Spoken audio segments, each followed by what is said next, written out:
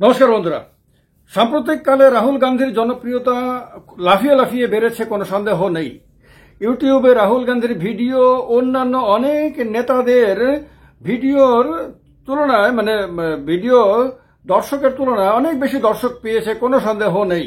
রাহুল গান্ধী বিভিন্ন অংশের মানুষদের সঙ্গে দেখা করছেন এবং তার ফলে সমাজের বিভিন্ন অংশের সঙ্গে তার সংযোগ স্থাপিত হচ্ছে, তাতেও কোনো সন্দেহ নেই। তিনি কংগ্রেসকে প্রায় হাফ সেঞ্চুরি সংখ্যা থেকে সেঞ্চুরিতে নিয়ে গেছেন লোকসভাতে, এতেও কোনো সন্দেহ নেই।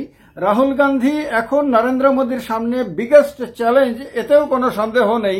এবং রাহুল গান্ধী কংগ্রেসকে একদম খাদের কিনারা থেকে আবার তুলে দাঁড় করানোর জন্য আপ্রাণ চেষ্টা করছেন, কঠোর পরিশ্রম করছেন, এতেও কোনো সন্দেহ নেই। কিন্তু রাহুল গান্ধীর একটা মন্তব্যের কারণে বিজেপি যে সুযোগ পেয়েছে, যে সুযোগ পেয়ে তাকে চতুর্দিক থেকে আইনের বেড়াজালে আটকানোর জন্য বিজেপি যে ময়দানে নেমে গেছে, তার একটা উৎকৃষ্ট প্রমাণ পাওয়া গেছে। একটা হলো বিভিন্ন থানাতে রাহুল গান্ধীর বিরুদ্ধে মামলা হচ্ছে এবং জামিন অযোগ্য ধারাতে মামলা করা হচ্ছে।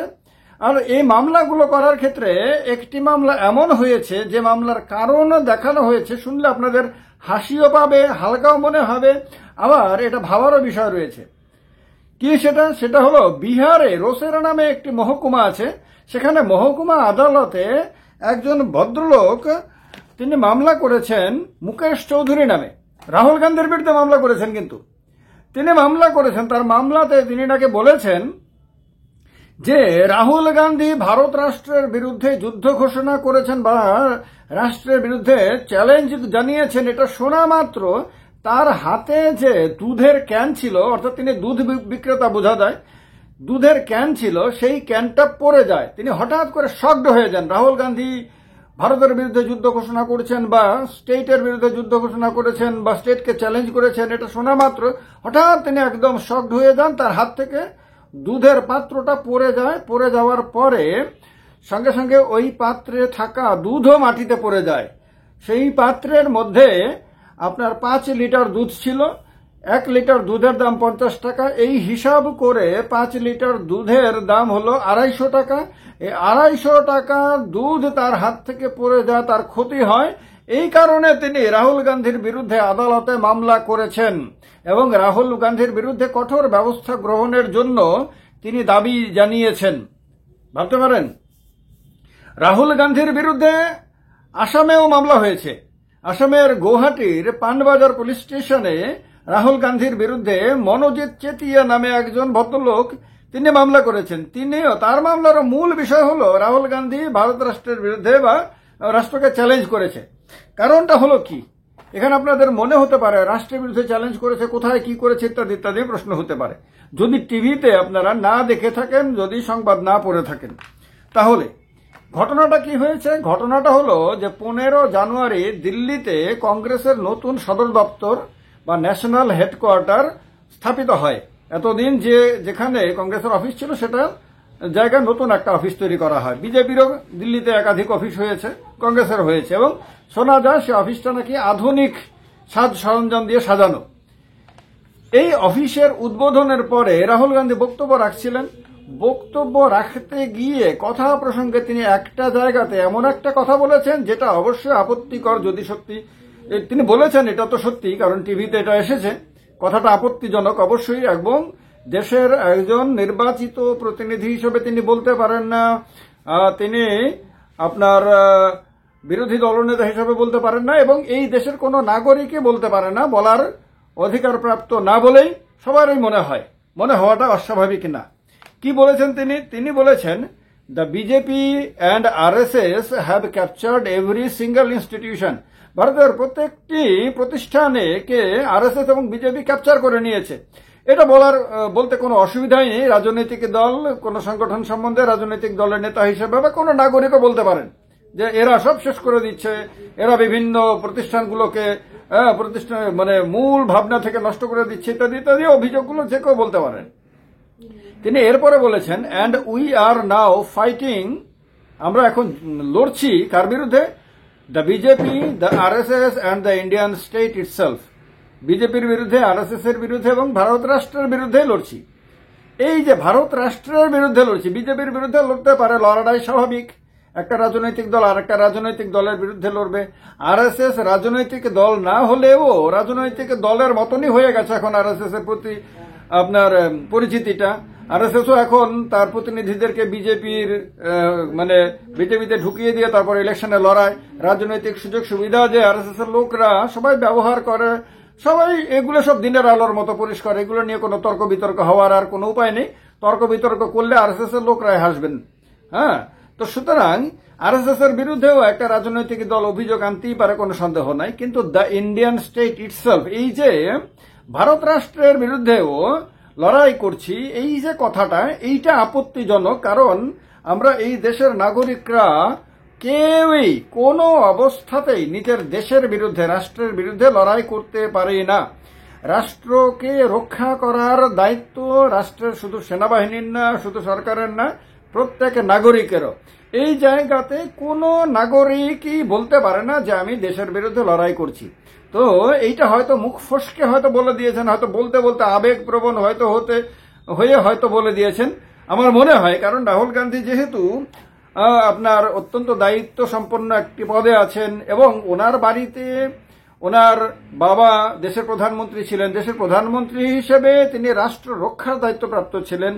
ওনার ঠাকুমা দেশের প্রধানমন্ত্রী ছিলেন, প্রধানমন্ত্রী হিসেবে রাষ্ট্র রক্ষার দায়িত্বপ্রাপ্ত ছিলেন। ওনার নিজের মা সাংসদ ছিলেন, ওনার বোন সাংসদ, উনি নিজে দীর্ঘদিনের সাংসদ এবং উনি দেশের বিরোধী দলনেতা। এই সবগুলি পদই রাষ্ট্রে মানে পদে মানুষ তাদেরকেই বসায় যাদের উপরে মানুষের বিশ্বাস আছে। সবাই বিশ্বাস রক্ষা করতে পারে না, সেটা আরেকটা ব্যাপার। কিন্তু রাহুল গান্ধী যেহেতু একজন বড় নেতা, আর এই মুহূর্তে কংগ্রেস দলের প্রায় প্রত্যেক নেতা কর্মী রাহুল গান্ধীকে আগামী দিনের প্রধানমন্ত্রী হিসেবে কল্পনা করেন। অনেকে মনে করেন যে ইন্ডিয়া জোটের দায়িত্ব রাহুল গান্ধীর নেওয়া উচিত এবং রাহুল গান্ধীর নেতৃত্বে ইন্ডিয়া জোট বনাম এনডিএর লড়াইটা হোক এবং এই লড়াইয়ে কংগ্রেসের নেতৃত্বে বিরোধীরা ক্ষমতায় আসুক এবং রাহুল গান্ধী প্রধানমন্ত্রী হোক, এরকম স্বপ্ন দেখা মানুষের অভাব এই দেশের মধ্যে নেই।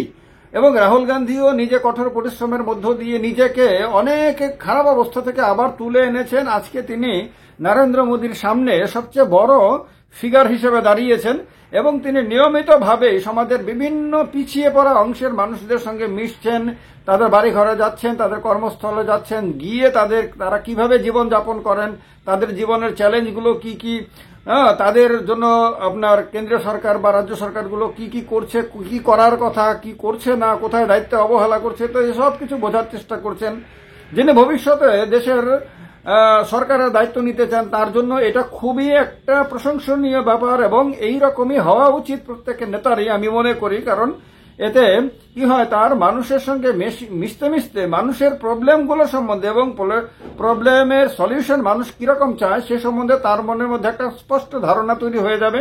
ফলে তিনি যখন পরে ভবিষ্যতে দায়িত্ব নেবেন তখন তার কাছে একটা পরিষ্কার ছবি থাকবে। সুতরাং এই যে প্রশংসনীয় কাজটা রাহুল গান্ধী করছেন, তখনই রাহুল গান্ধীর এই মন্তব্যটা অপ্রত্যাশিত ছিল, যার ফলে অনেকেই শকড হয়েছেন, কোনো সন্দেহ নাই। কিন্তু এখন বিজেপি এটাকে এমনভাবে সুযোগ হিসেবে নিয়েছে যে বোঝা যায় যে পেছন থেকে বিজেপির খোঁচা তো থাকবেই। কারণ বিহারেও এনডিএর সরকার রয়েছে, নীতিশ কুমার মুখ্যমন্ত্রী হলেও বিজেপি সেখানে দ্বিতীয় বৃহত্তম দল আপনার আরজেডির পরে। আসামে বিজেপি 1 নম্বর দল এবং শাসন ক্ষমতায় রয়েছে আসামে বিজেপি। তো সুতরাং যেখানে যেখানে তারা ক্ষমতায় আছে সেখানে তাদের একটু বেশি অ্যাডভান্টেজ রয়েছে। এগুলোকে কাজে লাগিয়ে একজন দুধ বিক্রেতাকে দিয়েও মামলা করানো হয়েছে এবং মামলায় যে অভিযোগটা আনা হয়েছে যে দুধের পাত্রটা পড়ে যায় তিনি শকড হওয়ার কারণে, তার কারণে তিনি এই তাদের 5 লিটার দুধ যে নষ্ট হয়ে গেছে এই কারণে মামলাটা করছেন। ভাবতে পারেন, আরে বিষয়টা কোথায়, কত গুরুত্বপূর্ণ বিষয়, বিষয়ের ওজন কত মানে বিশাল, সেই বিষয়টার সঙ্গে দুধ পড়ে যাওয়ার এবং 250 টাকার দুধ নষ্ট হওয়াকে যুক্ত করে তিনি মামলাটা করেছেন। হতে পারে এটা কেউ রসিকতার ছলে করেছেন অথবা রাজনৈতিক কোনো এক নেতা হয়তো বলে দিয়েছে তার বিরুদ্ধে, হতে পারে, হওয়া অস্বাভাবিক কিছু না। আসামে গৌহাটিতে মামলা হয়েছে এবং জানা যাচ্ছে যে মামলাগুলো নাকি জামিন অযোগ্য ধারায়, অর্থাৎ এই মামলাগুলোর কারণে রাহুল গান্ধীকে গ্রেপ্তার পর্যন্ত করা হতে পারে। এবং এটাও ঠিক যে বিজেপি খুব অস্বস্তির মধ্যে রয়েছে। এক তো হলো সরকার পড়ে যাবার ভয় মারাত্মকভাবে, যতই দিন যাক না কেন, যতই তাদের চেহারার মধ্যে হাসি থাকুক না কেন, ভেতরে কিন্তু একটা পালপিটেশন তাদের আছে, একটা টেনশন কিন্তু ভেতরে তাদের আছে, হার্টবিট কিন্তু বেড়ে রয়েছে। এই কারণে সরকার পড়ে যাওয়ার ভয় তো তাদের মনের মধ্যে এমনিতেই রয়েছে। তারপরে কথা হলো যে কংগ্রেস মুক্ত ভারত নরেন্দ্র মোদীজি চেয়েছিলেন, তার দল চেয়েছিল, সমস্ত বিজেপির নেতারা চেয়েছিলেন, সে কংগ্রেস মুক্ত ভারত গঠন করার পরিবর্তে উল্টো কংগ্রেস যুক্ত বিজেপি করে নিয়েছেন তারা। আজকে বিজেপিটা চলছে মূলত কংগ্রেস থেকে আসা মানুষদের দ্বারা।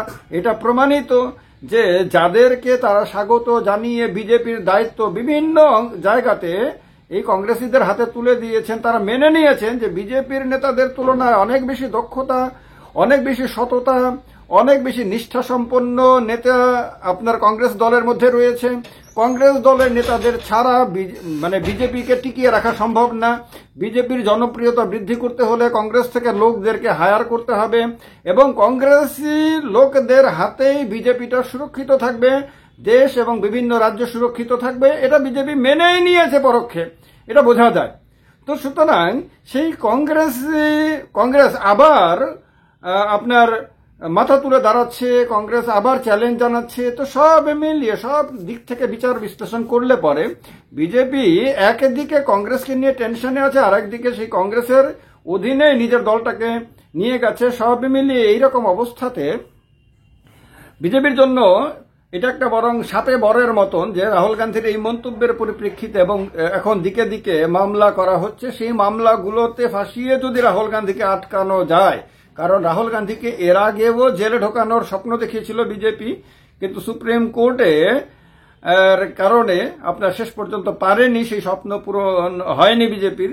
এখন এই মন্তব্যটাকে কেন্দ্র করে আপনার রাহুল গান্ধীকে যদি ঢোকাতে পারে জেলে আর কি, তো শেষ পর্যন্ত বিজেপির স্বপ্ন পূরণ হবে কিনা জানি না, বা রাহুল গান্ধীর তরফ থেকে এই বিষয়ে কি মন্তব্য আসে সেটার দিকেও সারা দেশ তাকিয়ে থাকবে অবশ্যই। কারণ অবশ্যই বক্তব্য রাখার সময় প্রত্যেকের নেতারই অনেক সংযত হওয়া উচিত, ইনক্লুডিং রাহুল গান্ধী, যে রাষ্ট্রের কল্যাণের জন্য, রাষ্ট্রের রক্ষার জন্য রাষ্ট্রের প্রত্যেক নাগরিক কাজ করবে, কিন্তু রাষ্ট্রের ক্ষতি হয়, রাষ্ট্রকে চ্যালেঞ্জ জানানো হয় এমন কোনো কথা বলা বা করা তো অনেক দূরের কথা, এরকম কারোর ভাবনাতেও না আসা উচিত। কারণ রাষ্ট্র সর্বোপরি, দেশ সুরক্ষিত থাকলেই দেশের মানুষ, দেশের সমস্ত রাজনৈতিক দল, সমস্ত রাজনৈতিক নেতাকর্মী, দেশের সমস্ত কিছু সুরক্ষিত থাকবে। দেশকে সুরক্ষিত রাখার দায়িত্ব দেশের সমস্ত নাগরিকদের, ইনক্লুডিং নরেন্দ্র মোদী এবং রাহুল গান্ধী, নো ডাউট, সন্দেহ নাই কোনো। এ ব্যাপারে আপনাদের মতামত জানাবেন কমেন্ট বক্সে কমেন্ট করে।